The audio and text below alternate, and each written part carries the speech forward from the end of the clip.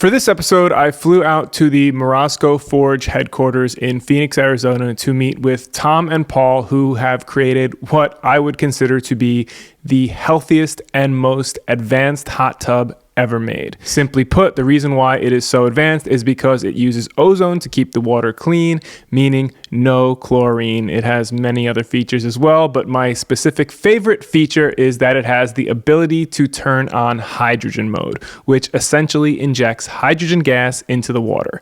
Hydrogen-rich water has many benefits, which we talk about all throughout this episode. Lastly, I realized after the fact we never explicitly mentioned in this episode, but Tom and Paul are actually sitting in front of the hot tub. So if you watch the video version of this podcast, you will actually see the hot tub behind them as a background. And now here is our full conversation. Take control of your own health. I am so cold. It literally feels like electricity is running through my body. I feel superhuman. Shall we start with introductions? Okay, we may as well. I'm Thomas Seagar. I'm a faculty member in the School of Sustainable Engineering at Arizona State University and the CEO of Morozko Forge Ice Bath Company. Good. Paul? Dr. Paul Barattiero, founder of Echo Water. Great. So now I want to start with this video. I hate these things.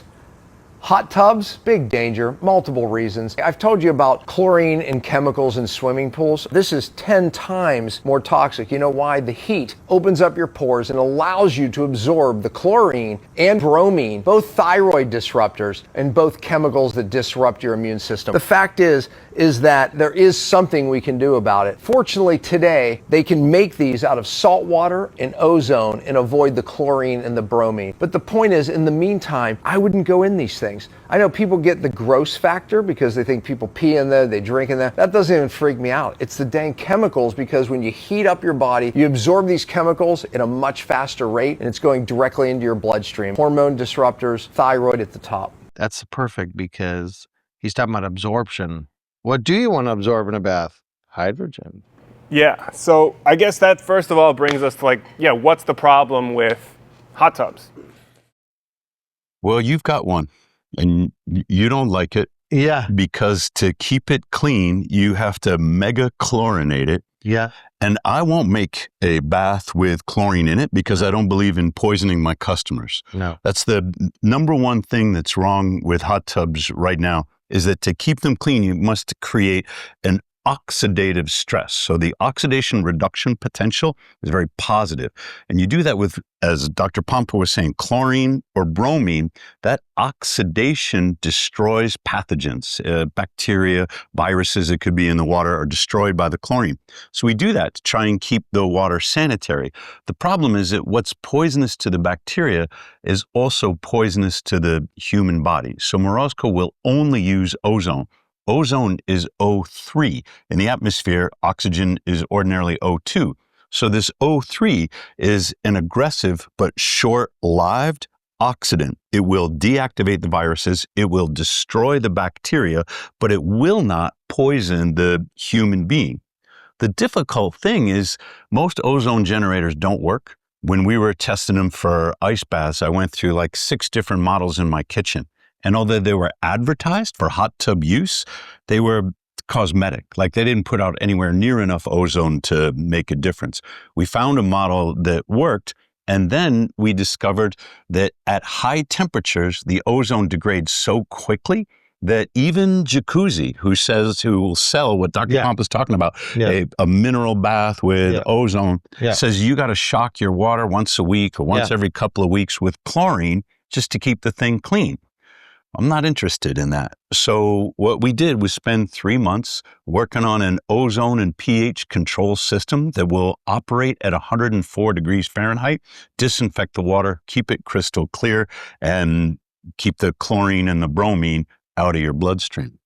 Yeah, and the reality is, as a user, not just a medical professional, but a user, I hate smelling like chlorine, because you're going to have 3 days of me, if I get in, which I won't do it, but if I get in a jacuzzi with chlorine or a pool, I'm not a big fan of that either, I will smell it on my skin for 3 days. Yeah. And I hate that smell. I just hate bleach. It makes you anyways. not even want to get in it. Yeah, yeah. Right. When I don't. So we literally have this incredible jacuzzi branded hot tub that the guy came out to clean it, and I said, "What's all the foaming stuff on the top? Why is it doing that? I'm paying you guys every 2 weeks to clean this and keep it sanitary." Like, well, there's no disinfectant in the water. Well, wait a minute. I paid $20,000 for a jacuzzi that's supposed to put ozone in to keep itself clean. I haven't been in here in 10 months. Like, it literally just holds the concrete down. That's its Right. That's that's what its it's doing job. for you now. That's its Yeah. job now, is to Yeah. hold the concrete down.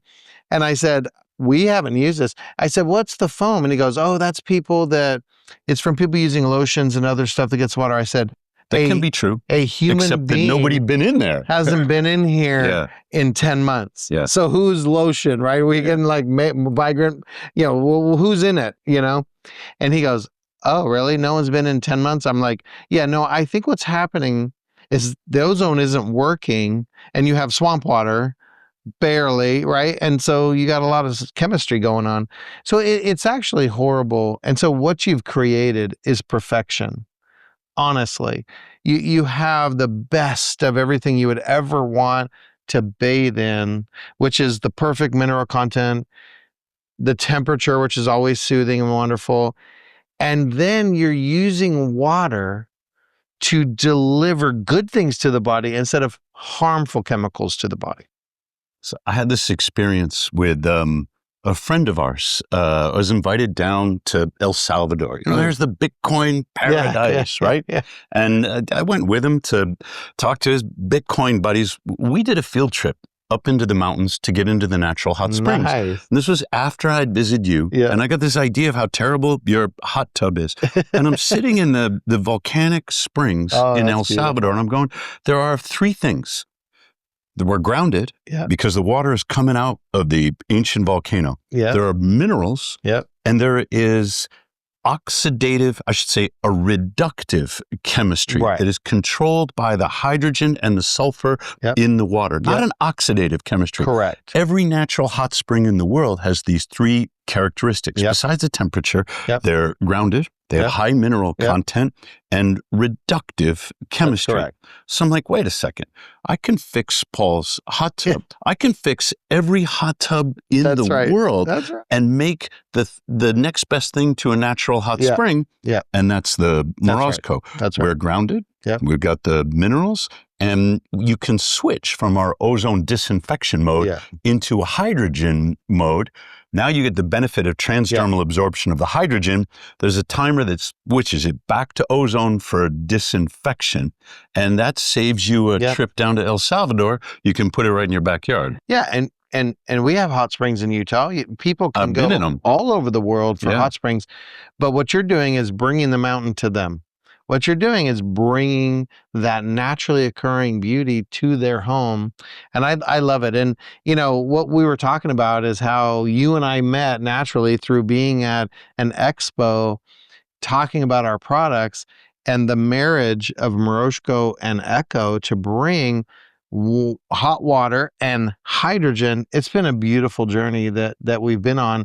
And I can't imagine all the people that will have benefits from just merging this beautiful idea of what's naturally occurring on the earth. Let's bring it to their house. Well, Mike, you know this. Morozko might be the most hated brand in the world. All my customers hate my product, which is kind of why they do it anyway. We're the coldest ice bath. You got the ice chunks floating in there.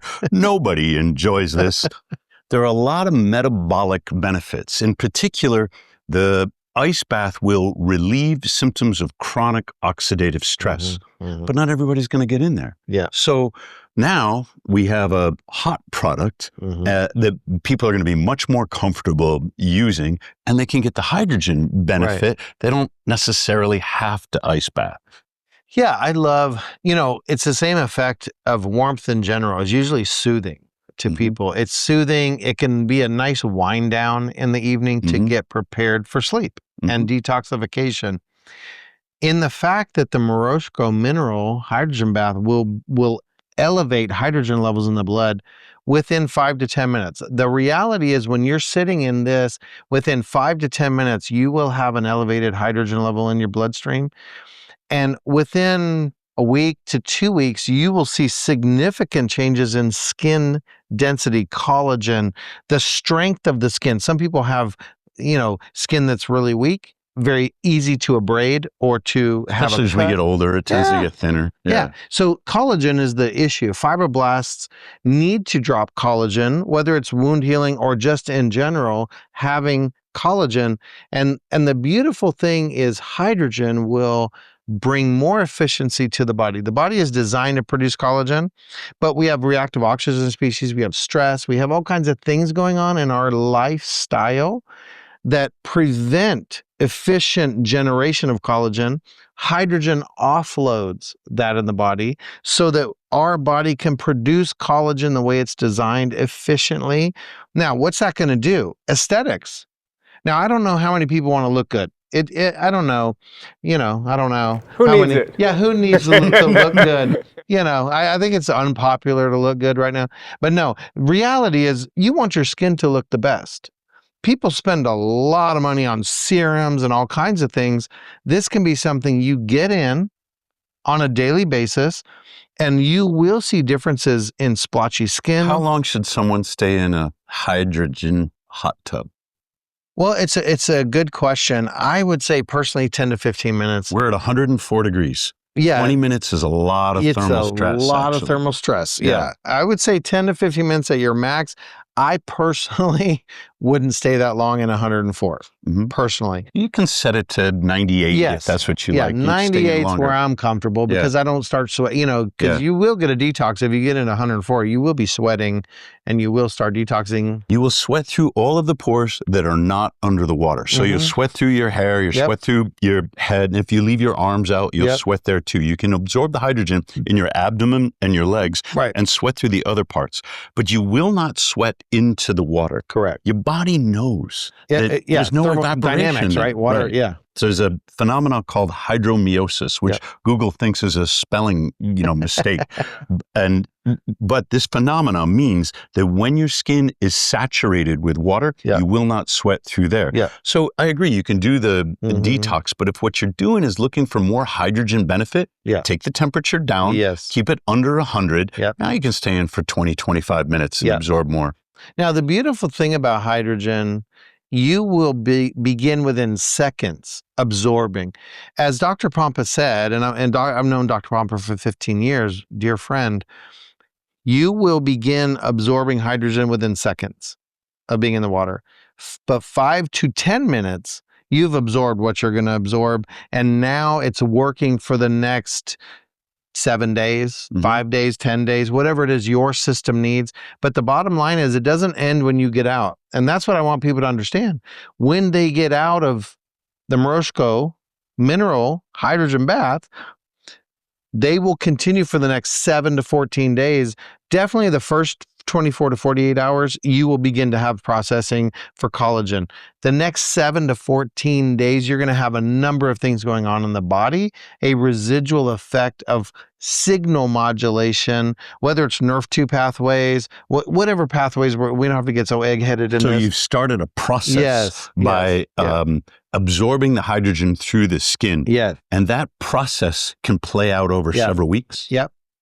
Well, you're talking a total of 4 to 8 weeks at the end. So you could be a month and a half later using it daily, and you would see significant density changes in your skin health.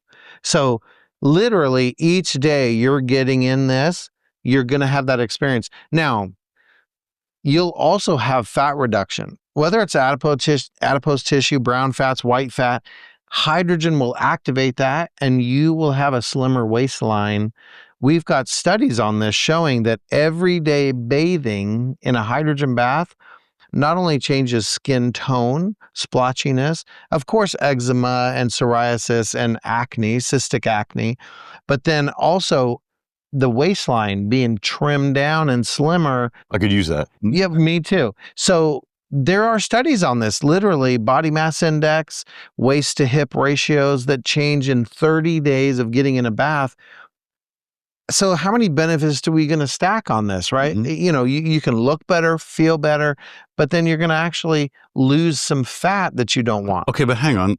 Why put the hydrogen in a hot tub? Why not just put it in the ice bath like Gary Brecka and Joe Rogan were talking about?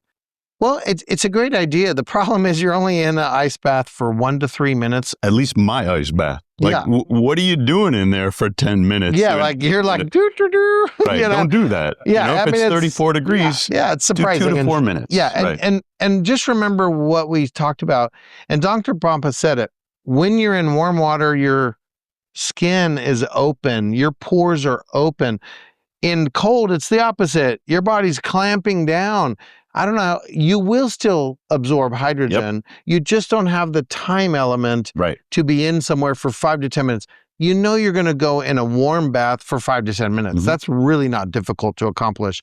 5 to 10 minutes in an ice bath, especially the best on the earth, which is the Morozko, my opinion, of course. You may not be in there 5 to 10 minutes. That may be tough for some people. I don't do 5 to 10 minutes. I do 2 to 3 minutes. There you go. So, Mike, there's a distinction I want to make because we've talked about magnesium transdermal absorption in the ice bath. And it is true that in the cold water, your pores will clamp up. You say, well, how could I be getting magnesium in the cold water? When you get into an Epsom salt ice bath, you come out and you're going to towel off, you're going to rewarm. The magnesium stays on your skin. If you shower before your ice bath and then you do your ice bath, the magnesium's on your skin all day, your pores open back up, you will absorb the magnesium. Hydrogen does not stay on the skin. No. Hydrogen is tiny. It's a gas. It will go through, because it's so small, it will go through the skin. That's right. But when you get out, you're done. There's no sort of residual absorption. And so we put the hydrogen in the hot tub so that people can get it through the skin into their bloodstream. At the same time, they will get magnesium. They will get zinc. They will get copper. We have a recipe of salts that we put in there that doesn't replicate what you might get in El Salvador, or Japan, or Iceland, or something like that, but you will get the same mineral benefit absorbed through the skin. And copper is critical, more critical than people understand. There's so much copper deficiency. We call it iron deficiency, but really it's copper deficiency. If we really understand the science behind that, it's really a copper deficiency. We used to get copper from our drinking water because the building codes said all the pipes in your house have to be copper. And so we didn't worry about copper so much. If you're in a newer home where building codes have changed, it's all PVC. It's all plastic piping now. Now you have like a super water treatment system in your house. So you're not getting microplastics. You're not getting vinyl chloride in your water. But you're not getting copper either. Yeah, the amounts of copper in my house are somewhat small. It's centered around the hot water heater. Yeah. There's copper there. Definitely not enough to concern with. But I do take colloidal copper. Sure. So there are companies that make colloidal silver, colloidal gold, colloidal copper, and I do take that from time to time. Not every day, of course, but I do take that. So what we do is we have a recipe and we put a little bit of copper sulfate. All of the minerals are sulfate minerals, not chloride. Chloride is so corrosive and sulfate isn't. And so there's a lot of magnesium, there's some zinc, and there's a little bit of copper. It helps keep the water clean. You get a little bit of that transdermal absorption, and you're making up for what's no longer in your drinking water. Yeah, exactly. Copper can react with hydrogen, interestingly enough. That is interesting. If you've got a copper water container and you put hydrogen water in it, it will react with hydrogen, so we don't recommend that. I like glass for that. But copper for drinking water regular will have copper particles into the water, which won't harm you. But there are a number of ways to get copper. I think it's critical that we have copper, especially today. A lot of things are taxing our system from copper, and we don't really understand it. But I think it's an incredible product. I think getting into warm water is a wonderful way to end a day, end an evening, and be able to relax. There's something about getting in a warm, not hot, but warm water that's going to calm your entire system, have you remember the day, what things can I get rid of and let just go into the water, right? Let it go through your fingertips and just enjoy like a luxury, right? A luxury at the end of the day. Well, I got a question about that. We shipped the first one to Noah Syndergaard in Texas, the former pitcher for the Mets, right? Yeah. He's on the leading edge of a lot of this biohacking stuff. He wanted it. He texted me a question. Is it possible, he asked, to do too much hydrogen? He'd already done 20 minutes in the morning. And he said, I want to do 20 minutes in the evening. He says, this is like going back into the amniotic sac. There you go. There you go. Right? Yep. Can he overdose on his hydrogen? He cannot. The good news is, no, you can't overdose on hydrogen. You can't overdose on hydrogen drinking it in water, and definitely not being in a beautiful mineral bath where you're absorbing it in your skin. You can. If we understand hydrogen, it's not a 1-to-1 ratio. Like, I have a hydrogen molecule and it's going to do this. Hydrogen is a signal modulator. The presence of hydrogen causes things to work correctly. It's like a manager or a coordinator in an office. If they're absent, might not be as much work getting done. The fact that they're there gets things working. That's how hydrogen is. Hydrogen's not a heavy lifter itself. It signals other things to work in the body, and it reduces oxidative stress and inflammation that stops things from working. So really, it's a facilitator. And so you can't get too much hydrogen gas. You'll just breathe it out within 15 minutes if you have too much anyways. So if Noah likes the feeling of doing 2 mineral baths a day, go for it. Go for it, brother. That's really good to know. I'll text him back. But this idea of the amniotic sac got me thinking. I thought he was speaking metaphorically. And then I asked one of our engineers to look this up. What are the water chemistry conditions of amniotic fluid? Paul, do you know? They are reductive. They are negative ORP, which is typical of the conditions that we create in the mineral bath using hydrogen. Of course, they are electrolytic, right? Sure. And they're warm.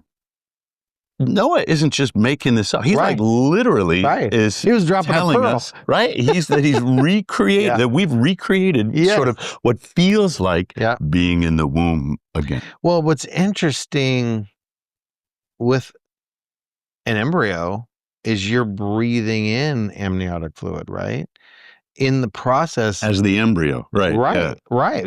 Your lungs haven't fully formed to bring air in. So it's an interesting concept. Look it up. It's pretty kind of interesting. We're actually breathing liquid during that process.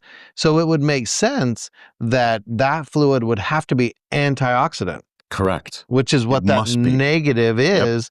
And so you would be breathing that through lung tissue, through other things, because that's where life comes from, is that antioxidant energy. At the rate we're going to make every hot tub and every float tank in America obsolete because we will supersede it. You know, I don't know, sensory deprivation is kind of an interesting thing, but the baby inside its mother is not deprived of its senses. We could recreate that restorative environment. No wonder people feel refreshed. It's kind of takes them back to that origin, right? Takes them back to the beginning when they felt connected to source, connected to their source of life effectively. This is why the grounding is so important. Like, your tub is made of acrylic. We can't ground the water. No. But ours is made of stainless steel. Correct. That's why it costs so dang much. Because the stainless steel is more expensive to work with. But it's the stainless steel that keeps you connected to the earth and will transfer electrons from the earth through the water to you. I mean, electrons are critical, right? That's why people feel comfortable going to the ocean, going to forests. That's the best way to do it. Tons of electrons available. But no, I think it's incredible.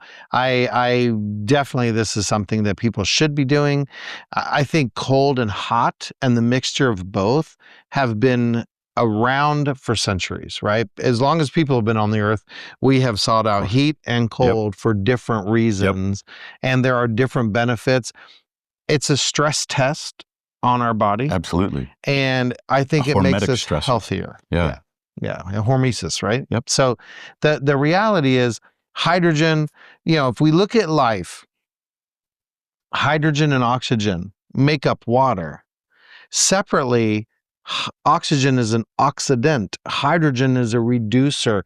For us to accomplish homeostasis, we need both powers. Mm-hmm. You cannot live without oxidation and reduction. But if we get too much reduction, we have problems. If we get too much oxidation, we have problems. We really have to balance these two forces in our life to have health or homeostasis, which is balance. And we really have brought that together here with ozone and hydrogen, being able to use both of them very, very perfectly. All right, whose podcast is this?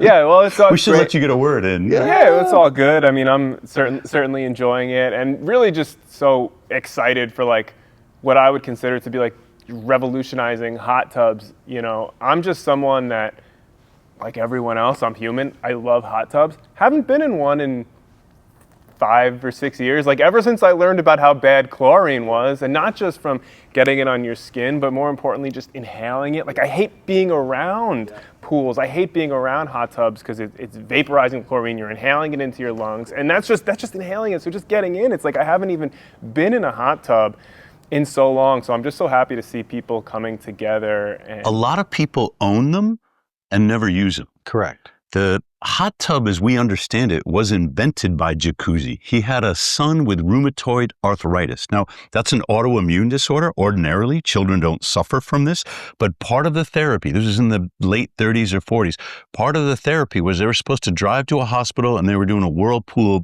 warm bath treatment for his son to relieve inflammation and ameliorate the symptoms of his arthritis. Jacuzzi got tired of doing the 45-minute drive. They were living outside Berkeley. So he took a pump and he created a whirlpool in their tub at home. That was the genesis of Jacuzzi. And it became this enormous, they were one of the first companies to do product placement. There was like this popular Hollywood film, Walter Matthau was in it. And they did like, they said, they dropped the name Jacuzzi. Hey, how do I turn this Jacuzzi on? You know, this is like the late 60s. And now hot tubs are all over Hollywood. They become like the hot thing that the fad that everybody wants to have. And now nobody uses because the world is different than it was in the 40s. We suffer from a deficit of infrared light that we didn't used to. We suffer from a deficit of grounding that we didn't used to because we have the synthetic shoes and we have the synthetic fabrics. We're not getting what people would ordinarily get through the course of their lives when Jacuzzi first invented the hot tub.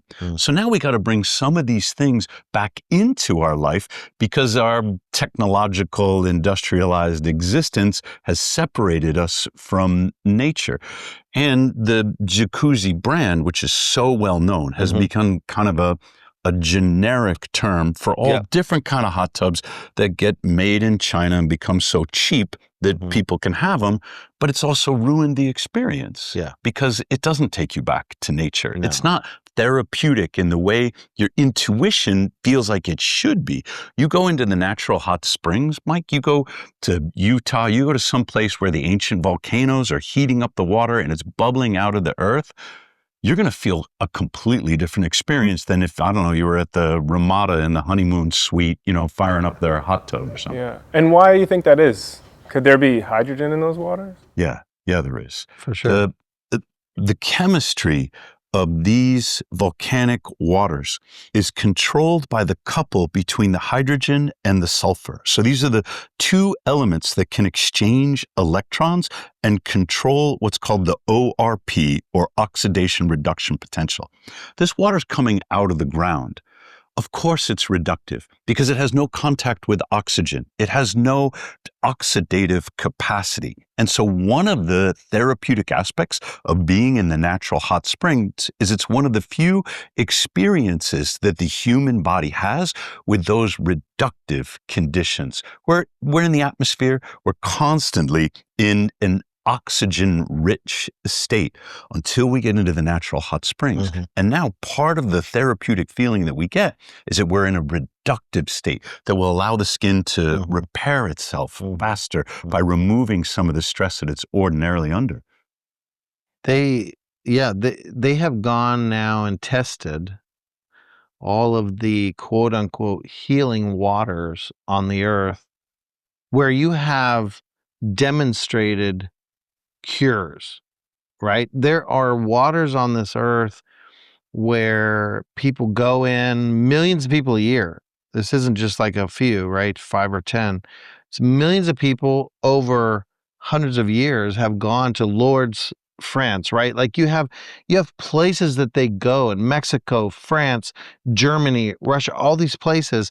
And what they have found is that there is hydrogen gas present in all of these therapeutic waters. So the one that I think is the coolest, there's a place in Germany. You can go into this little town in the mountains, go down into this cave, and people are filling up gallon jugs of this water to drink. And they have studied it. And what they have found is that there is hydrogen gas and there is magnetic energy from the mountain that's in this water as well. But there are documented cases of rheumatoid arthritis, all the things we're talking about. So nature does provide this. As we said, we're just bringing nature to you because not everybody can fly over to Germany and go in the mountain, right? We're bringing that to you wherever you live. So you have the convenience of having that in your home. That's really what's happening. Yeah. One thing that I thought was interesting when you were talking too is like people were talking about how long you should stay in the hot tub. Whereas like one problem that I have with hot tubs is like my skin dries out really fast. But I think it's really interesting. And I haven't tried the hot tub yet with the hydrogen. But like I would think that the hydrogen gas might actually counteract the skin dryness. Yeah. Well, it also depends on the water source. A lot of people use tap water. Well, you're going to have chlorine in that. You're going to have other harmful things that dry out the skin and the hair. Typically fluoride in most municipalities. Yeah. Your skin gets dry because it's under oxidative attack. The chlorine is attacking your skin. It will, both the dead skin cells on your skin and some of the live skin cells on your skin, just like it attacks bacteria, it will attack your skin cells. So you get out and you might feel a little itchy. That's because your skin is being irritated. When you get out of a magnesium bath, your skin will feel soft and it will feel gentle. When you get out of a magnesium hydrogen bath, your skin will be restored. So I can't wait. We're going to get you in here this afternoon. We'll get some more video. We'll see what kind of experience you have. Yeah. Get right into the amniotic sac. And to that point, I love whole house filtration for that reason. There is a significant difference in bathing every day in water that is stripping the healthy aspects of your skin off of your body. It will dry your hair out. It will dry your skin out every day, showering every day, bathing with your children. So that's one thing I've always done is had a whole house system and also a softening type system. Not that I want my skin to feel slippery. I don't put enough salt in there to do that, but I do soften it so that it doesn't have so much of a surfactant process. Water is a solvent. If we understand water, it is a solvent. It will strip things off of you. I prefer to have softer water. I prefer to have filtered water so that I'm not absorbing things into the skin. And it does make a difference in my opinion. Let's talk about water in a little more depth, Mike, because our water treatment systems have saved millions of lives from waterborne pathogenic infectious diseases. They are designed to prevent cholera, and they do a good job. So how do you prevent cholera? You filter the water, you remove the sediment, you inject a bunch of chlorine. The chlorine has a long lifetime in the water, so it will travel through the municipal water distribution pipes, and it will, when it's doing its job, it will protect all the water distribution system from these pathogens like cholera. Great. The infectious disease problem is not the problem that we're suffering from in the United States. Every single leading cause of death from chronic illness in the U.S. originates in insulin resistance. It is metabolic dysfunction that is killing Americans now. It is not infectious disease. So when we say, oh my gosh, our municipal water quality, it's terrible. From the perspective of, a Victorian England citizen in London who's drinking water that's been contaminated with human feces. Yeah. Our water is great. But from the perspective of someone who's trying to live to, 90 years old without dementia, our water's no good. We need to clean it up at the point of use so that we're drinking healthy water like our ancestors before the Industrial Revolution were drinking, instead of the water that has been sanitized just to prevent us from dropping dead. No, you're 100% correct. I think 1960s was the last time we did a revolution on statutes on what water quality needed to be. The Clean Water Act. And it was for good reasons. Yeah. Well, but here's the deal. We should never expect a government entity to clean water to our standard. Correct. I want to be able to choose what chemicals I do allow and don't allow in my water, and that's my responsibility. That's the way I see it. So I'm going to install something in my home that cleans it to the level I want. Correct. Someone else may say, "Hey, I'm fine with all these things in the water. It doesn't bother me a bit." Great. It bothers the hell out of me. Yeah. Fluoride is another one. We know that fluoride is a neurotoxin. Yeah. Fluoride was added to water to make it palatable, acceptable for our children to drink soda and sugar and everything that was giving them cavities. The teeth, just like the bones, are principally made up of a calcium and hydroxide. So this is Ca for calcium and OH hydroxide. Those bonds create the polymers that mineralize our teeth. Now there's collagen and proteins and other things, but what makes the teeth hard is this calcium hydroxide bond. If you take a hydroxide out and you put a fluoride in, the bond is even stronger because fluoride is so aggressive. Now you have super hard teeth, in theory. Everything else in your brain and your body goes to hell. But we put the fluoride in instead of taking the sugar out. Correct. This was like a corporate subsidy to the processed food manufacturers saying, you know what, instead of feeding our children healthy things, we're going to give them a poison over here to try and counteract some of the effects of the poison that we gave them over there. It doesn't belong anywhere near our water, and I wouldn't want your son or when he has kids or anybody else's children to have anything to do with it. Well, the good news is Utah was the first state to ban fluoride Way use. to go. Yeah, we let now Florida, right? You've got several states that are following through. I think we know now that ingesting fluoride has no benefits for the stomach. So why are we why are we ingesting fluoride? Remember the days when we were in school, you would rinse your mouth in school and spit it out. Yeah. Okay. I can maybe go there if you want to do a topical treatment. I'm not interested anymore. Never. I don't want fluoride in my toothpaste. But at least it says right on the toothpaste, do not swallow. What do you think your kid is doing? Correct. Right. Yeah. Like I can go with the scientists to the point of rinse and spit, but now we're ingesting all water into our body with fluoride. It doesn't make sense. Then when you look at all plastic, any food delivered to you in plastic will have fluorines and fluoride. And all of a sudden there's a stacking effect now in our lives of fluoride. That's when it becomes an issue, is the stacking effect. Tiny bits of fluoride here and there aren't going to do anything. But the problem is we're surrounded by it now. It's in our chronic. Yeah. You never get a break from the fluoride when all you're drinking is this fluoridated tap water. Correct. And it leads us to another problem with water, which is aluminum. Yeah. Every water treatment plant in America uses aluminum sulfate. It's called alum. And they do that because it's a coagulant. They can remove the fine suspended colloidal particles. They add the coagulant, right? But some of that aluminum stays in the water. Now you're going to hear on Instagram, what's the problem with aluminum? It's the third most abundant. I mean, don't quote me on the number, but it's abundant in the Earth's crust. There's plenty of aluminum. We're surrounded by aluminum. But in dirt and clay, that aluminum is bound up in silicates. Your kids can eat all the dirt they want. It's going to pass right through their body because the aluminum in that form is not bioavailable. Yeah. When you make aluminum sulfate and you dissolve it into the municipal water, now the aluminum becomes bioavailable. It complexes with fluorine or fluoride to make it even more soluble, even more available. So they're adding aluminum, they're adding fluoride. And these are two proven neurotoxins that don't belong anywhere in your water. Neither do they belong in your leftover tray. You go to we were at the Ends restaurant in Scottsdale. Yeah. We had a great meal, Incredible. seed oil free, right? Now, when they pack up the leftovers, if we want to bring something home, they're not putting it in an aluminum tray. They're not using aluminum foil because they don't want to poison their customers either. That metallic aluminum exists nowhere in the Earth's crust, nowhere in nature. And this means that our bodies are not equipped to deal with it.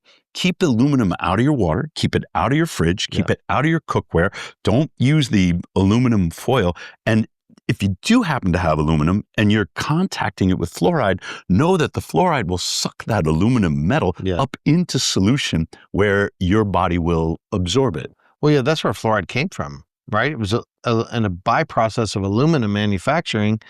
It was brilliant where they decided, what are we going to do with all this byprocess? We've been chucking it, right? Let's sell it to the water companies and then get someone to legislate that it's mandated. This is a perfect use of a byproduct. I mean, it's brilliant. That's recycling. Listen, if I was only that smart. But the point is, we don't want to damage our bodies, but that is why it would bond. It's part of aluminum. It was a byprocess of aluminum production or processing. So we definitely don't need it for our bodies. There's no benefit to fluoride. If we understand fluoride, there's 4 types of fluoride. 3 of them are naturally occurring in every kind of water. Calcium-based fluoride. There's multiple types of fluoride naturally occurring in your water sources. Anyways, what we don't need is a man-made toxic form of fluoride, which is a byprocess of aluminum manufacturing. That makes no sense. So this idea of fluoride, it makes 0 sense. I'm glad you brought it up. Calcium fluoride is insoluble. Aluminum fluoride, very soluble. Correct. So if you take calcium fluoride and you're getting it in whatever form, this is not a detox situation. Right. You don't have to worry about it. Your body will pass it through, and that fluoride will not be available. Correct. So we've covered a lot in water chemistry. The Morozko is designed with this water chemistry in mind. We use a stainless steel tub. It costs a small fortune, but we don't use acrylic, and we sure as hell don't use an inflatable, plastic, flexible, whatever the heck you can get, like wicked cheap off of Alibaba or Amazon. And there's a good reason for it. When you open up one of these new inflatable tubs and you get kind of that new car smell out of the plastic, what do you think that is? That's the phthalates. That's the brominated flame retardants. That's all of the softeners and additives that are in the plastic. You open that up, you fill it full of water, you pour some ice in there, and you get in and you say, I'm doing this for my health. Mike, it's ridiculous. The plastic itself is poisoning the water, which you're absorbing through your body and poisoning your body. And it can be fun, so it can be social, but it's not the thing that you want to do every day. This is why we use the expensive materials in the Morozko, so that you can do this every day for years and stay healthy instead of feel poisoned. Yeah, literally, this is a lifestyle change. Correct. To bring you back to origin, bring you back to what you were when you started on this wonderful journey we're on. And I think it will reduce stress. Life is full of stress, some of which you can control, some of which you can't control. Control the stuff you can control. And I think bathing in water that you have predicted the benefits that will come to you through minerals, hydrogen, and temperature, grounding as well. You can control this. You can bring this into your life, and this can be the end of day or beginning of day or both. Right. With our picture. You can control this and all the things in life we can't control. Let's take action on the things we can control to lessen our stress and bring us to a better place. That's what this is about. There's one more thing about water before we move on to another topic. At the water treatment plant, where they're adding aluminum, they're adding fluoride, they're adding chlorine, they cannot perfectly control all of the reactions that are taking place. One of those side reactions is the interaction of the chlorine with hydrocarbons that have not been removed from the water, and they create something called trihalomethanes. This is a central carbon atom with 3, it could be chlorine or it could be bromine. They're both halogens, 1 hydrogen and 3 halogens, mostly chlorine. that trihalomethane will stay inside the water until it emerges from the tap.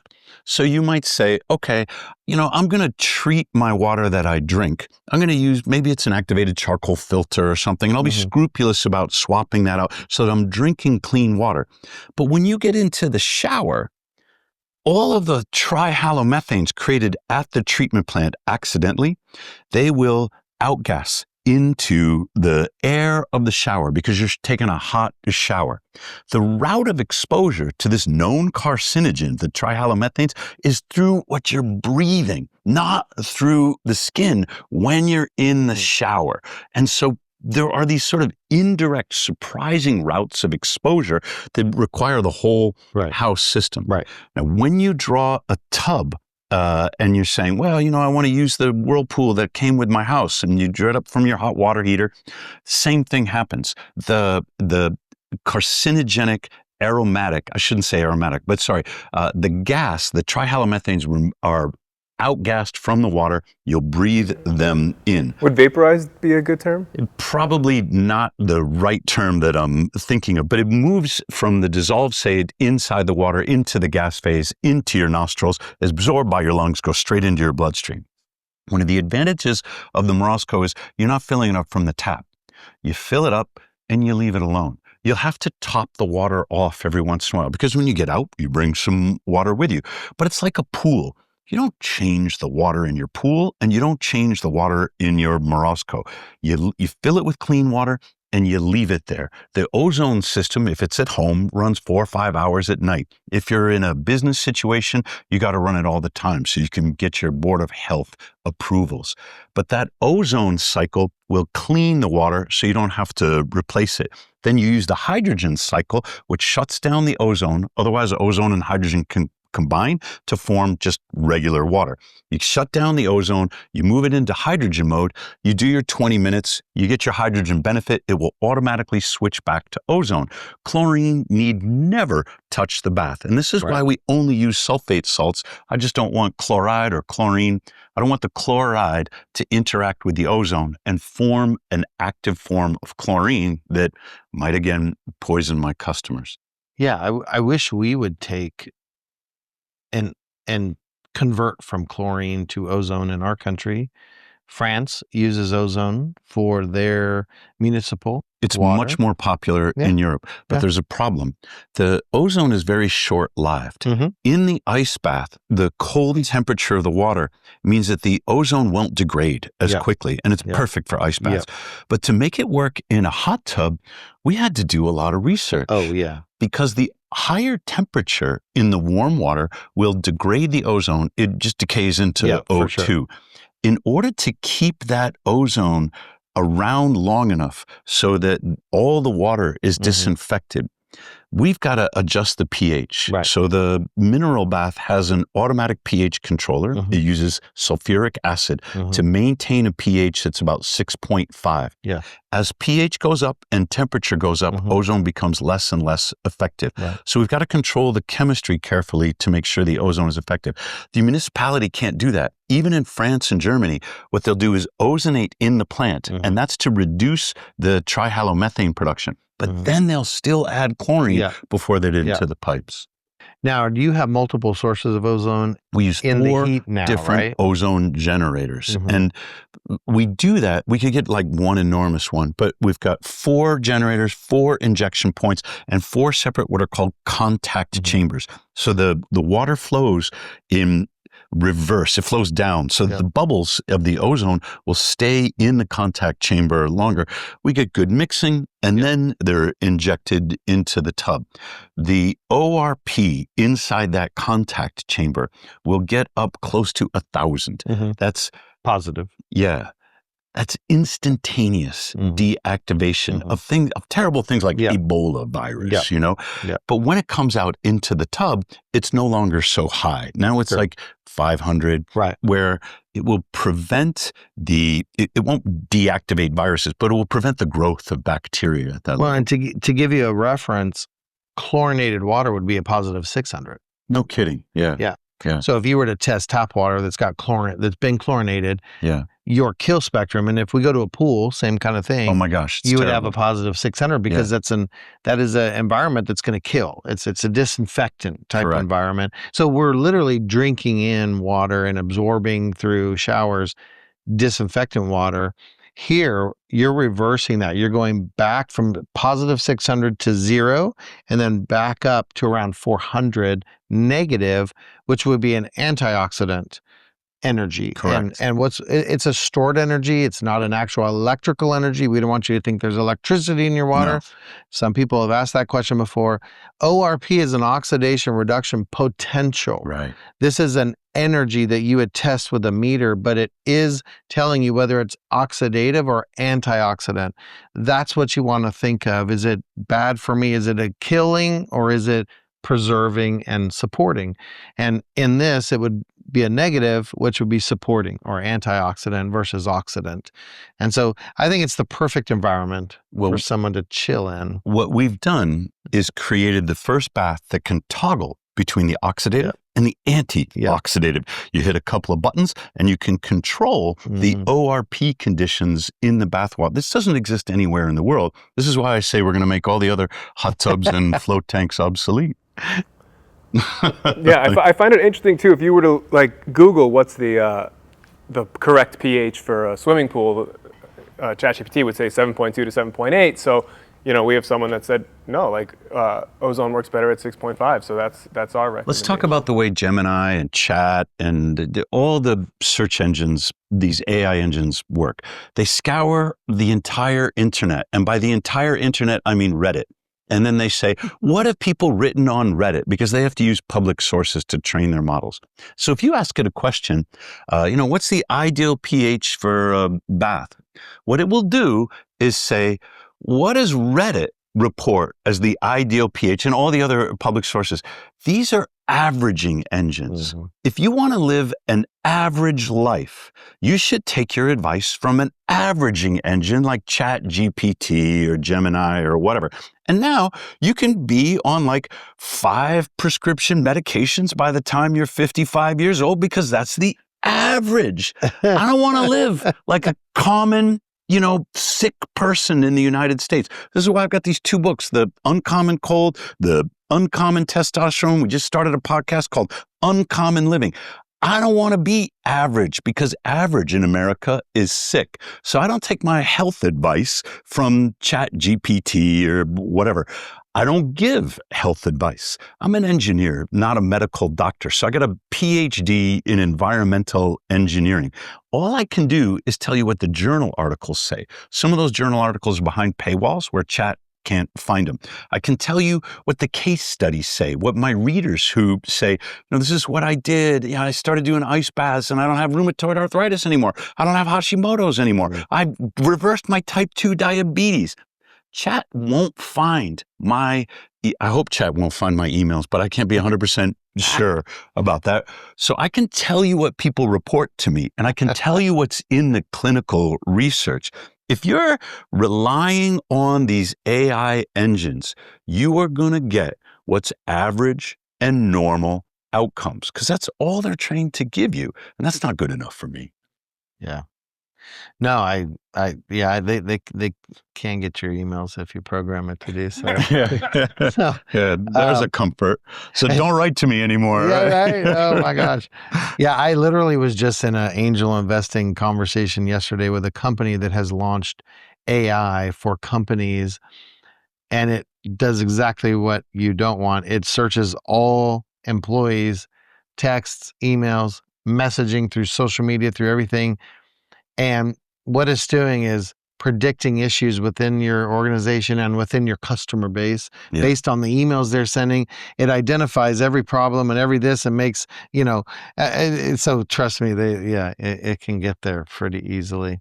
But, I think this is exciting. Basically, we're here announcing this partnership. That's exactly what we're doing. And it's very exciting because we're going to change lives. Yeah. You already do. Yeah. We already do. But as we come together, it's going to be the perfect solution for reducing stress in people's lives and giving them an environment to get in that's very health promoting for the body, from a skin integrity, from the rest of the body, from an autoimmune issue, from joint issues.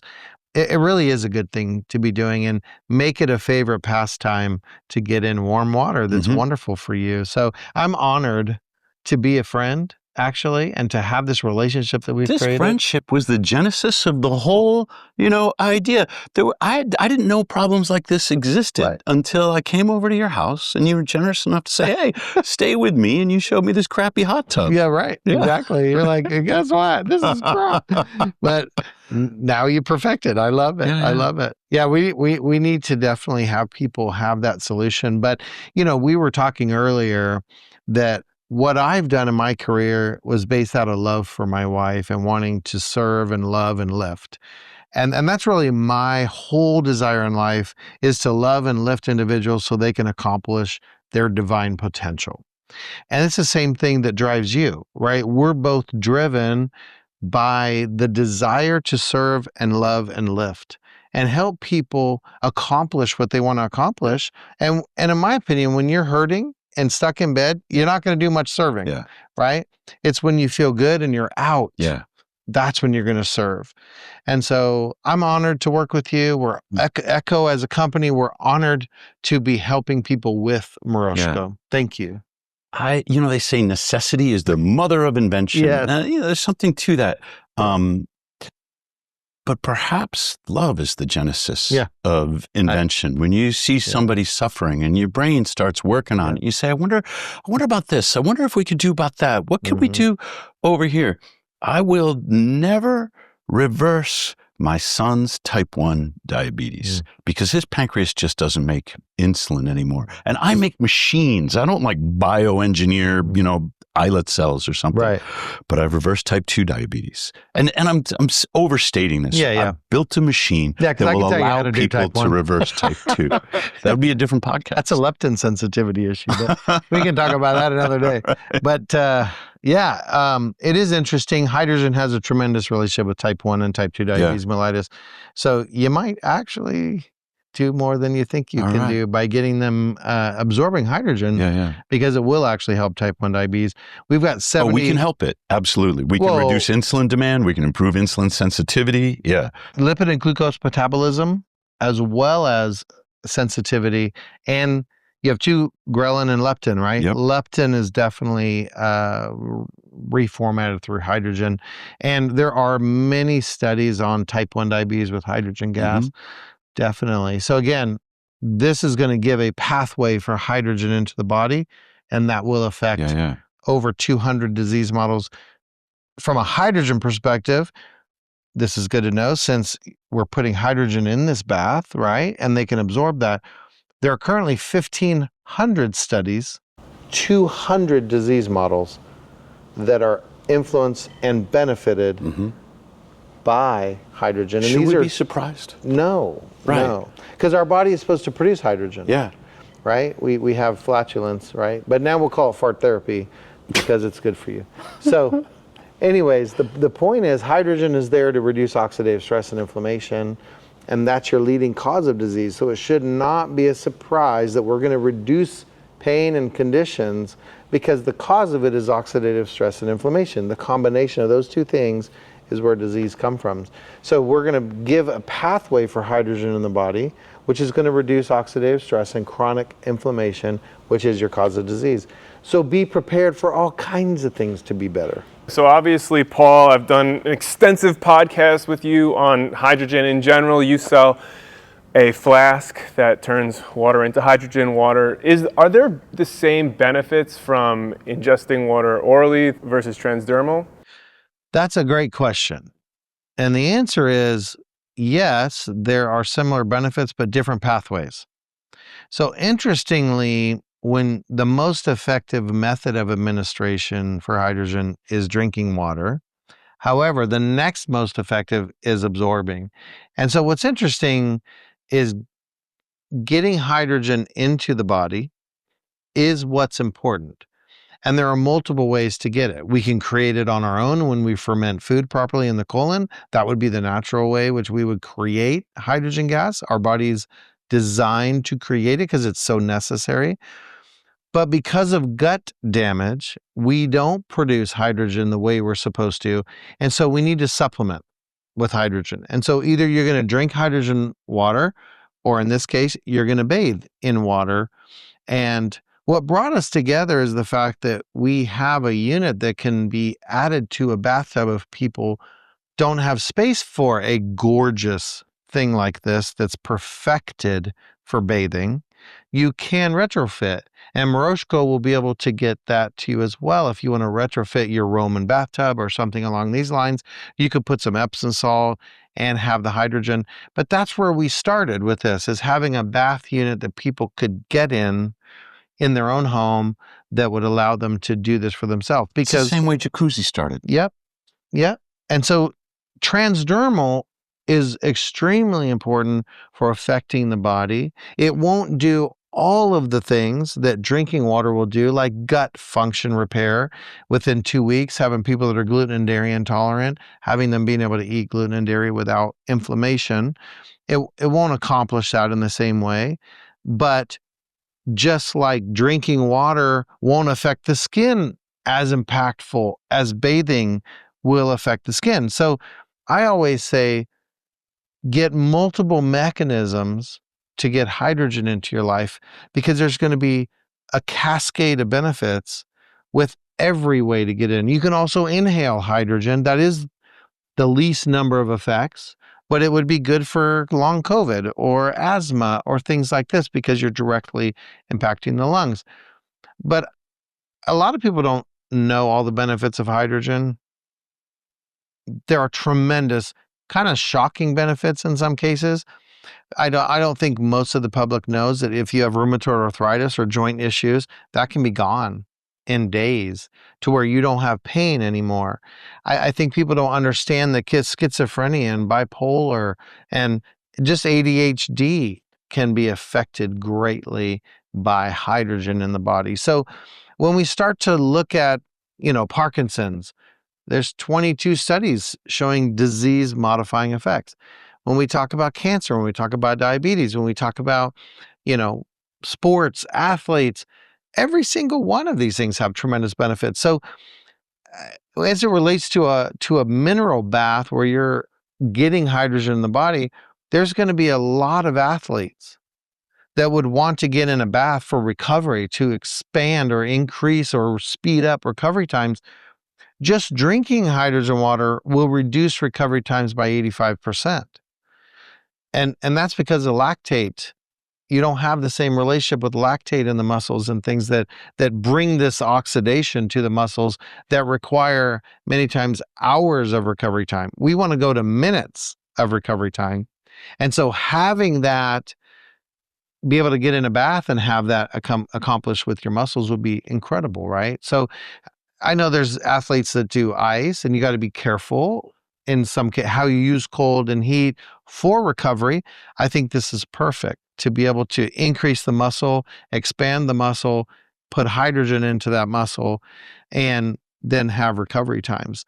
But we typically will see getting hydrogen in the body, recovery times drop by 85, 90%.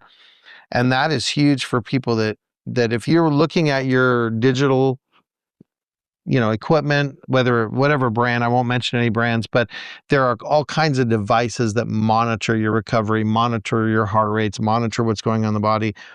And we have so many professional athletes that after drinking Echo Water, because of the hydrogen, their devices are saying your body is functioning differently. Now, there's no placebo with a digital device. It's just reading and giving you data and feedback on how your body is functioning with sleep, functioning with performance, how much muscle exertion can you do?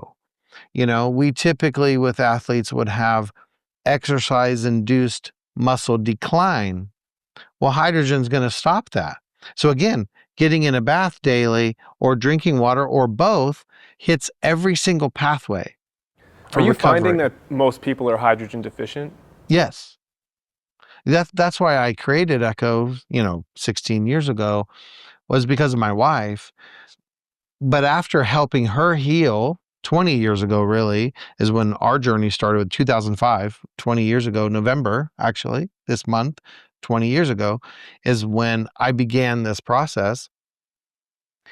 After healing my sweet wife, I was like, there's got to be a lot of other husbands who don't know what to do. There's got to be a lot of other people in general that are not feeling their best and have no idea what to do about it, because there's so much conflicting information on the internet about how to do this, how to do that, what's this, what's that.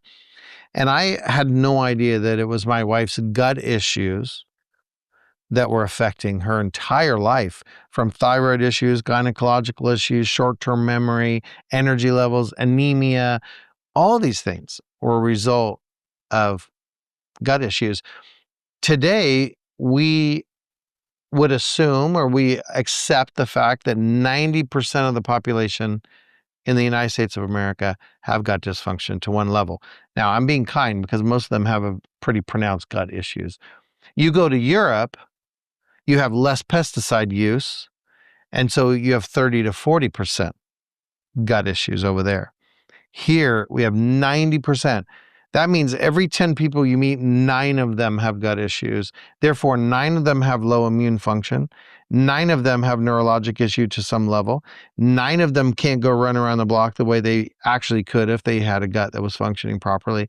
So every aspect of their life, including sleep, is affected by the fact that the bacteria in the gut is not correct. So here's the interesting story. We just spent a lot of time talking about water and ORP. But that's what actually supports bacteria. And I can't tell you how many people that talk about gut issues, but no one has a clue what that means. People do not actually understand. We hear leaky gut, we hear all these kind of things. And what does that even mean? I don't know what leaky gut, nothing's going down your leg. Like, I don't know what leaky gut means, right?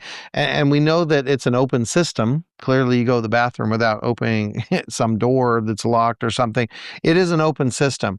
So what does leaky gut mean? I don't understand that term medically. What I would say is you have a bacterial issue. If you have gut issues, you have the wrong bacteria in the gut. Why do you have the wrong bacteria? ORP is wrong. Mm-hmm. And what's interesting is aerobic bacteria want a positive electrical potential. Anaerobic want a negative. Isn't this interesting? Because 1 to 4% of bacteria in the gut should be aerobic. 96 to 99% should be anaerobic. So 96 to 99% of the beneficial bacteria want a negative electrical potential. 1 to 4% of those bacteria are wanting a positive. But when we take an antibiotic and we flip the polarity of the tissue in the gut, we now support the wrong bacteria, and we wonder why we can't eat fiber without having diarrhea. We wonder why do I eat a salad and I have diarrhea? That's what I'm told is healthy. Why am I eating healthy food and I'm having diarrhea? I'm so frustrated, right? That becomes the reality of them. And yet, we can drink water with a negative electrical potential. Echo water by itself has a negative 400 to a negative 600 millivolts of electrical potential. When you drink that and it goes in the stomach, through the duodenum or the duodenum, however you want to pronounce it, into the small intestine and then into the colon, we're bathing the tissue with a negative electrical potential, which will restart the gut and the terrain. Physically, directly. It won't take you 2 years to rehab your gut. It's 2 weeks, because you're bathing the tissue in an electrical potential that the bacteria want. You don't even have to seed them. A lot of people think you need to seed the bacteria. You just create the environment, they will begin to create communities. That's why probiotics don't work. Because if you're not properly hydrated and the electrical potential is wrong, communities will never establish. It's a Band-Aid at best. And so what was really happening is we're going to fix guts. We're going to fix lives. You're going to help all of that. And what we need to understand is when the gut is fixed, the immune function is going to be different. 70% of immune function is tied to the bacteria in the gut as well. So we all are functioning with a low immune function if you have gut issues. Well, 90% of the population then have low immune function. Life starts to make sense. Why there's so many issues. So when we fix the gut, we fix immune function, and it's all done by hydrogen in the very same system that's designed to create hydrogen.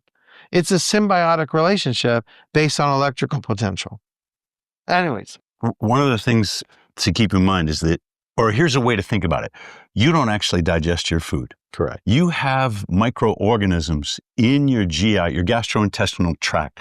They digest the food for you. So something like 99% of the DNA that runs your body isn't even yours. Right. It belongs to these other microorganisms. You've got to take care of those microorganisms so they can do their job.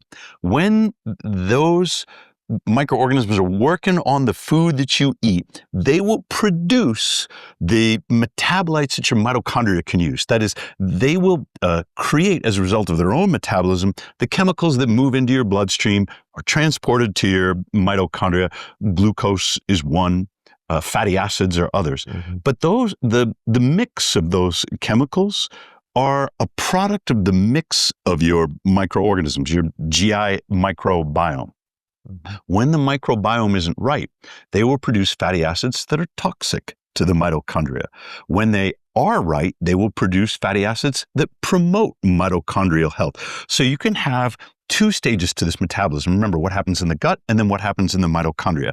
The gut are upstream of the mitochondria. And if the wrong mix of microorganisms there is producing toxic fatty acids for your mitochondria, how do you think your brain's going to work? How do you think your muscles are going to work? The mitochondria now are under additional stress.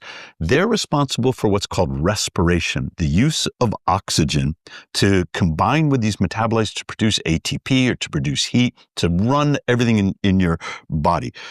Oxygen is like an incredible miracle that, enables life. And it's also a dangerous poison when it becomes too active. The mitochondria produce reactive oxygen species that ironically can destroy the mitochondria. Now they have defense mechanisms. Melatonin is one. Mitochondria make their own melatonin. And these melatonin can sort of allow themselves to be scavenged up by the ROS and neutralize the ROS.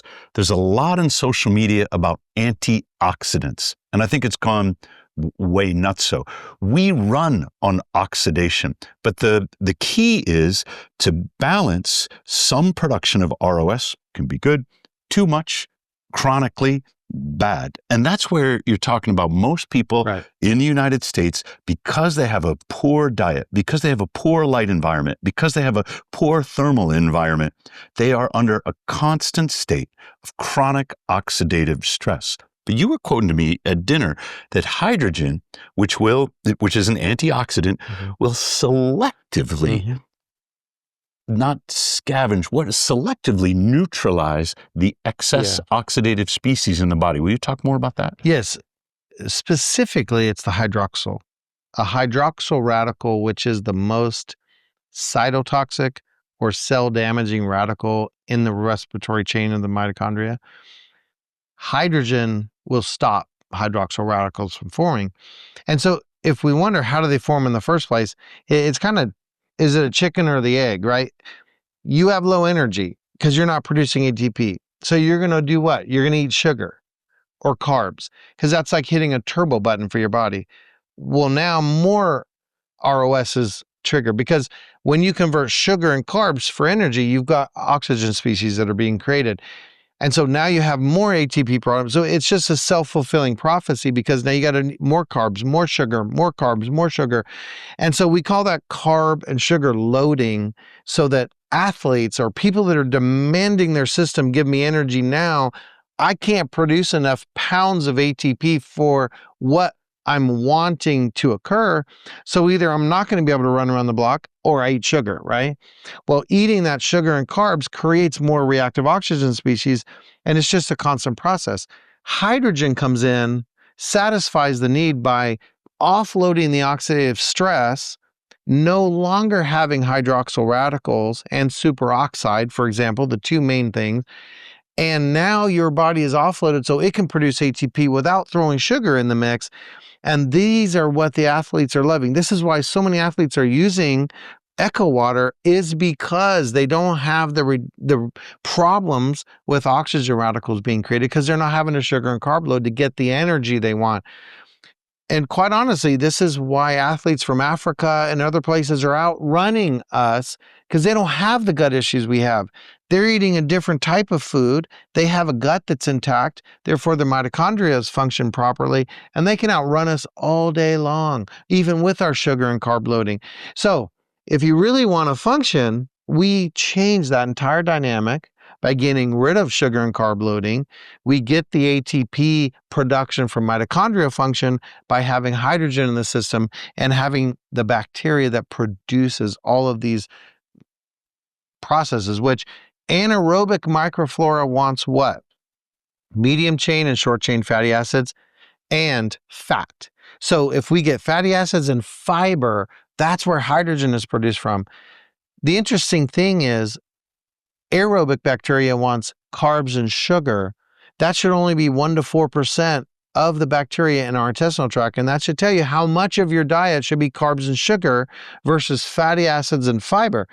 If we look at naturally occurring foods, fatty acids and fiber would be what we would find in naturally occurring foods, not carbs and sugar necessarily. Glucose is different than sugar, but naturally occurring foods would have fatty acids and fiber. And if we have the proper bacteria to consume or ferment and digest those things, then they're all happy campers and we're happy campers. And so it really is a gut issue that starts this entire cascade of poor health. It really is chemical intervention, stress, heavy metals, pesticides, all these kind of things start to create the problem. And then it just continues and continues and continues because we don't even know what's wrong. So we're reacting, wanting carbs and sugar so we can have energy to get up in the morning, energy to go do what we want to do. So we're not wanting to go to sleep all the time. And it's just a constant problem. It's a cycle of low energy, and it's a cycle of our mitochondria not functioning properly because of hydroxyl radicals. Now, this is a study you could go read. It was done in 2008 and 2009 by Nature Medicine. That's what got hydrogen, everyone freaking out, going, what? I didn't even know there was a selective antioxidant. I didn't know there was antioxidant that would go after the bad stuff and not touch the good radicals. And I think most people think of radicals as all bad. And that's incorrect. Yeah, that's incorrect. Most of your radicals actually are life-sustaining. They have what we call a physiological role. It's just the cytotoxic or cell-damaging radicals that we don't want to have because they're causing cell damage. And so this is what is beautiful about hydrogen. It's like there's an innate intelligence. I just think it's part of what's supposed to be there. We are hydrogen carbon chains. Hydrogen acts with certain ways with chemistry. It's all natural. It's all the way it's supposed to be. We don't need man-made stuff to fix man-made problems. We just stop the problems and let nature do what it's designed to do. That's how our bodies will function properly and naturally. And that's what hydrogen would do. When we would produce hydrogen in our gut, it would be available. It's estimated 63% of our body is hydrogen, but that's bonded to proteins, it's bonded to carbohydrates, it's within water molecules. That's not really accessible as gas to the body. That's why we create flatulence. Part of flatulence is hydrogen. That would be our supply of hydrogen gas to modulate pathways in the body. That's the natural process. That's what we would normally be doing. So we're effectively reproducing a very natural process that you should be experiencing, because you shouldn't be tired all the time. You shouldn't be having fatigue all the time. You shouldn't want to have sugar all the time. This is abnormal. And understand, gut issues cause all of this. It's not your fault. Don't blame yourself. Blame the bacteria in your gut. But let's fix that by getting hydrogen water into your system and taking a bath with hydrogen, we can fix this. It's a simple problem. And literally 2 weeks later, you can be like, I don't want sugar as much. I want fiber and fat. Yeah. And you're going to Even feel the much taste better. of food changes, where you might eat something that you thought was appealing and now you say, oh, that's too sweet. Yeah. And that taste is signaling your body. Part of that sensation is coming from your gut microbiome. They create cravings in your brain. If you're going to change your gut microbiome, those creatures aren't going to go down without a fight. They're going to, and when you're stuck in that sugar addiction, they're going to say, no, give me more of what I need before I die. After you've changed it, you have different cravings and you have different tastes because your body, some aspect of your body knows what those gut microbiome, what they're asking for. So now, I'm at the 85% dark chocolate, which I like. I love it. Yeah. You take me down to 70 and I'm like, I just feel like I got a cavity, Yeah. Well, the other thing I would mention too, how many of you feel depression and anxiety on a daily basis? And you're like, where'd that come from? That's not me. I never friggin' was anxious and depressed when I was growing up. Where did this come from? Gut bacteria. Correct. As soon as you have more aerobic bacteria, the things that you're gonna have, and this is like just saying, if I get in a bathtub, I feel wet. You're not gonna change it. There's nothing you can do to get in a bathtub and not feel wet. You're also not gonna have aerobic bacteria and not feel anxiety and depression. That is a natural thing. When you have this bacteria in your gut, which are called aerobic bacteria, naturally you'll have carb and sugar craving and anxiety and depression. If you want to change emotional states faster than anything else, get hydrogen back into your body, which will regulate all of these systems. And all of a sudden, you won't be anxious and depressed like you were. This is a response for bacteria in the gut. So again, don't blame yourself. Let's just take action and change it. And within a few weeks, you can be like, I don't feel that depressive feeling. I don't feel anxious anymore. I don't feel it as much. And I don't want sugar and carbs. That guy wasn't nuts. He actually was sharing something that was truth to me. Wow. I'm going to go tell 10 other people because I want them to feel the same thing. This is how we improve life, right? You bring up a good point about the time frame. When you get into an ice bath, you know something's happening right away. You're like, oh my God, this must be working. If you're going to change your gut microbiome, you got to give it a couple of weeks. You got to get into an ice bath every day for about 2 weeks before you really recruit brown fat. So you have the sensation of something happening right away. And you get the neurotransmitters, you get the pendulation between the sympathetic and the parasympathetic nerve, and all that's fine. But there's some changes in your body that are going to happen more slowly. When I say those aerobic bacteria aren't going to give up without a fight, keto flu is an interesting phenomenon for people who don't have the metabolic flexibility. They feel worse at first because they're going keto. They're going to change their gut microbiome. So now here's my question. Will hydrogen either accelerate the change or help the change happen without the same level of cravings or without the symptoms of keto flu when you're trying to build this new metabolic flexibility? That's an excellent question. Yeah, I don't know. I don't have experience. It's a very peaceful transition. You really don't feel much. Okay. I mean, I've been doing this 16 years. Very, very, very, very small percentage of the population feel that transition. It just begins within an hour. You're changing the electrical potential. Those bacteria no longer have a home, and the bacteria that should be there are coming back. Everything is normal. Everything is good. Your body is happy. Trust me, your body wants this because it's not in a good state. It knows it's messed up, but it cannot change it by itself. It needs you to put that electrical potential in. But it will be a peaceful transition. You won't have tremendous flu-like symptoms. It's pretty rare to have that. People just start feeling better, and they don't even notice they're feeling better unless they journal. Which is a great idea. Yeah. When you're making a big change like that. That's right. Yeah. Because what you want to do is start 3 days before you start drinking the water, write how you're feeling. And then 3 days later, you're like, wow, this is how I felt. I'm not feeling that way anymore. That's progress. Typically, people won't notice that. They're just going to feel better, and it's going to be so gradual and so different. that's just the new them, but they don't interpret that change unless they have something to reference. And so keep a journal of how you're feeling, but be prepared to feel different and better. Be prepared to have others around you notice before you do, because they will notice your behavioral changes and how you react to stimulus more than you will. Amazing. So we're just about wrapping up. Elephant in the room. Yeah. This thing costs like $50,000. I think we kind of touched on it earlier, but if someone doesn't have the budget for this exact hot tub, what can they do?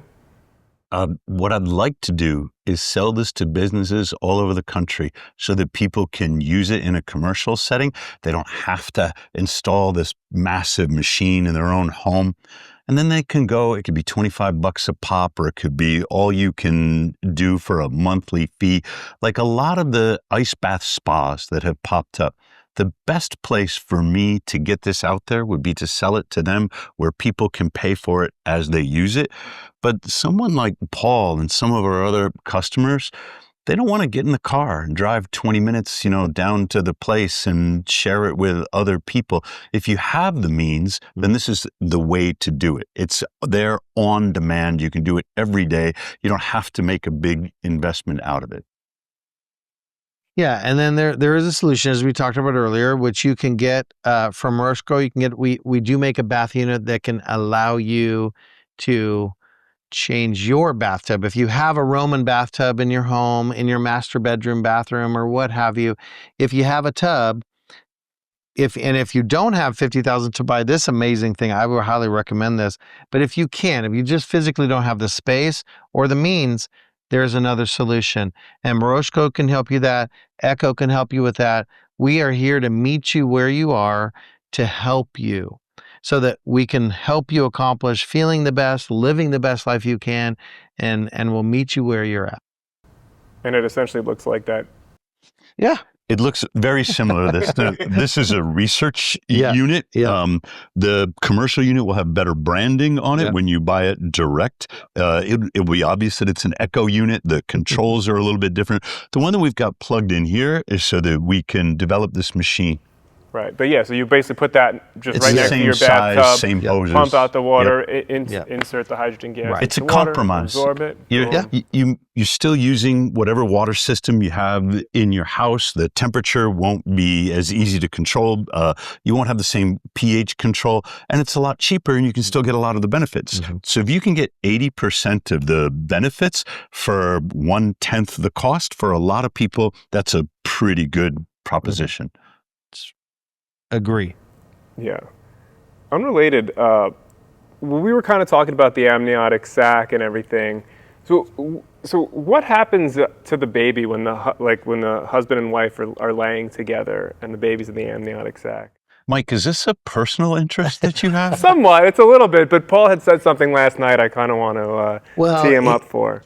Without a baby in the oven, just two people laying together, studies show that there's infrared energy that is created between them, and I would say that's light, and so there are healing benefits from laying with another human being or even an animal. If you have a dog or a cat and you like them in your bed, that can do the same thing. I chuckle because I don't, but I have a wife. But the reality is, when there's two living things together, sleeping, there seems to be infrared energy. There is an energy exchange between those bodies. Yeah. And you'll edit this out if it's not disclosed, but I know you're going to be a dad.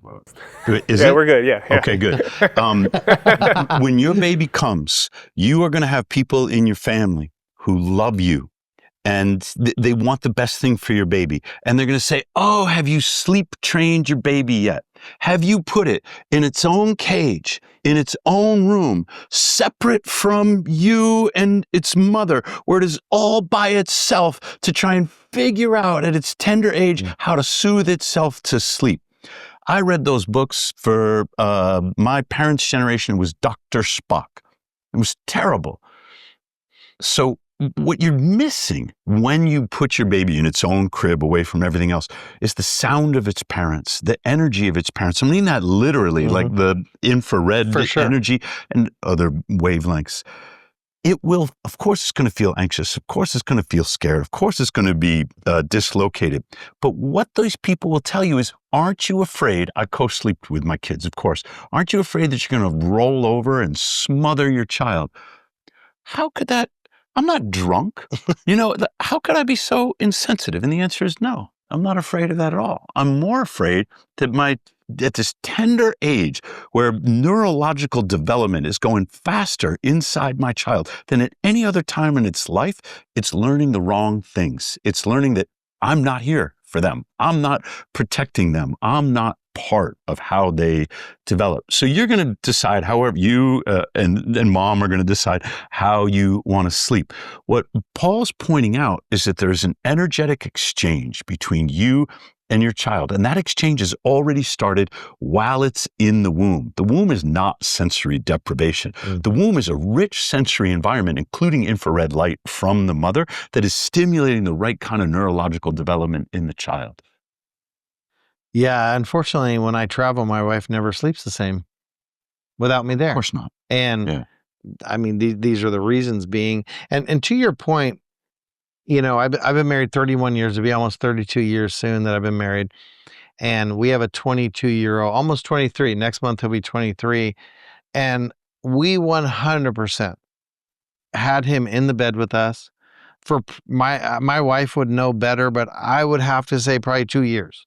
The first 2 years of his life, he was there. And to your point, I remember distinctly being a new father, laying in bed and go to roll over, and my body would stop itself. Of course it would. And then I would put my arm. It's not like I don't know he's there. He's there every night. He's laying in bed with us. He's chilling. I will tell you this, breastfeeding was a heck of a lot easier for my wife to roll over and do it rather than get up and have to walk across the house and go wherever he's going to be. It's just more convenient. I think you're more together as a family, husband, wife, and your child that you've created. I mean, you made a person, right? You made a person. Why wouldn't you want that to continue through a part of their life where they barely know they're alive?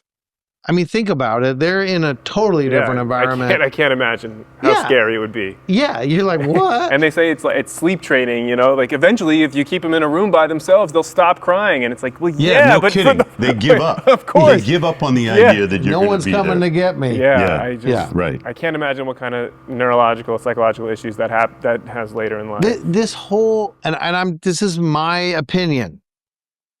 Whoever's listening to this. But why do we have to show harshness to a brand new, love-filled, completely innocent? What would be the word? Unknowing, naive, like the level of naivety in this small child. They're looking for us to give them all the information. And why not that be love from the beginning? Why not have them feel I'm safe, I'm protected. At least I got two folks that care and want to have me be at my best. I can figure out that people are nasty and mean later. I can figure out they'll show up. That not everybody is my friend, right? Yeah. Not everybody thinks I'm the best or I'm this or I'm that. Not everyone's going to like my shoes. That can come later, but at least start them off with that empowering love that only parents can do. I can tell you, parents have good parents that love their children have a sacrificial type love. There's not much that child's going to do that you're going to be like, that's it. Come on. They cannot even live without you. You're providing food. You're cleaning their diapers. Everything is incumbent upon you. I don't get the make them be separate on sleeping, make them cry themselves to sleep. That's just such a negative thing, in my opinion. I'm not running an orphanage. Yeah. What the heck? Yeah. I chose an action that brought this life. We created this life. It's part of me, part of her. right? Like it's literally our DNA mixed. Like, I don't know why you wouldn't give everything you could give for the success of that creation. One of the design principles that guides us both is that we are so disconnected from the experience, the environment that we're designed for. Mm-hmm. I'm not ready to go live in a cave. Like I'm an engineer, right? And so technology is part of my life. But I also live in Phoenix, Arizona. There's no shady forest. Where am I going to get cold exposure in the hottest city in North America? And so as an engineer, I'm building the machines that will replicate. I hate this idea of biohacking. I'm not a biohacker. I'm looking for bioharmony, not biohacking. So if I'm missing the green light, or if I'm missing the cold, or if I'm missing the hydrogen, or if I'm missing the grounding, I'm going to build machines that get my body all this environmental stimulus that it's expecting to keep me healthy. This, for me, is the best compromise where I live a technological life in an urban center, but I've got the other technologies I need to sort of repair my relationship with nature. And so this is what, when we're talking about one of the most natural and beautiful, miraculous things that happen, which is becoming apparent. The same design principle is guiding my intuition. One of my greatest regrets, and I still carry shame about this when I talk about it, is that I didn't get my son when he was an infant outside. He was born in late October, and we were living up, at about 1,700 feet in New York. It's cold. It's got its own weather pattern up there. Beautiful, sunny, snow, crispy day. And some part of my intuition was, if I wasn't holding him, I'd go outside without my shirt. I'd get some sunshine. I'd get some cold exposure. You make vitamin D inside your body when you're exposed to the cold. You don't need the sun, although during the summertime, get as much as you can. If you go out into the cold, it will stimulate the mitochondria in your brown fat. They will produce biophotons. Some of those biophotons are in the UVB range that produces vitamin D. We are designed for this. But instead of going outside with my son on my naked chest, I was afraid of what other people were going to say. I was afraid I was going to be criticized. So I didn't do it.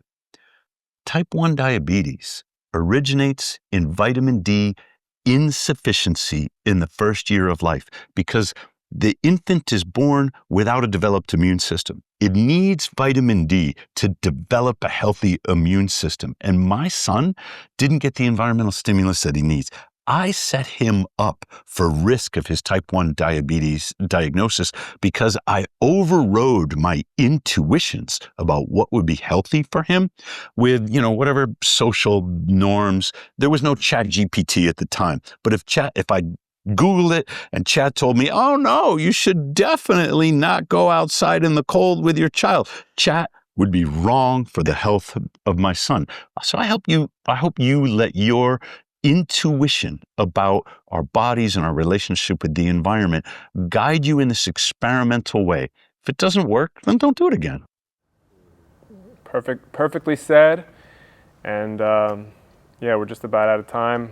Absolutely love, just to close out, that your motto for your whole company is the next best thing to nature, which I love that you're saying that nature is still best. Nature is always best, but we are the next best thing. And I am so excited. I'm about to jump in that beautiful hot tub right behind you. But Paul, where can people find you?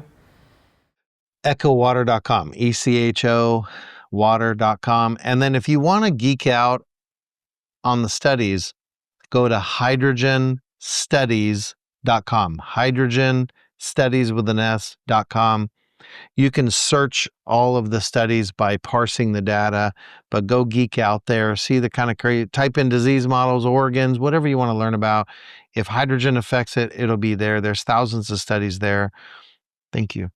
Right now, you're finding Paul at the Morozko Forge production studio in West Phoenix because he was gracious enough to fly down just for this podcast to meet with us, see how we're making the mineral bath and the ice baths here. Most people know where to find me. It's SEAGERTP. If you want to know what gets me in trouble at Arizona State, you can follow me on Twitter because I got a big mouth. Morozkoforge.com, Morozko. We're the number one Google thing for like search result for 4 different misspellings of Morozko, so don't worry about it. You can learn more about ice baths if you click on the Morozko Journal. Everything I've ever published about ice bath science is available for free there. Thank you. Thank you. This is the Cold Plunge Podcast with me, Mike Gorman. Be sure to check out the video version of this podcast on our YouTube channel and check the show notes for any references, studies, or links to anything I spoke about on our website at plungereviews.com/podcasts.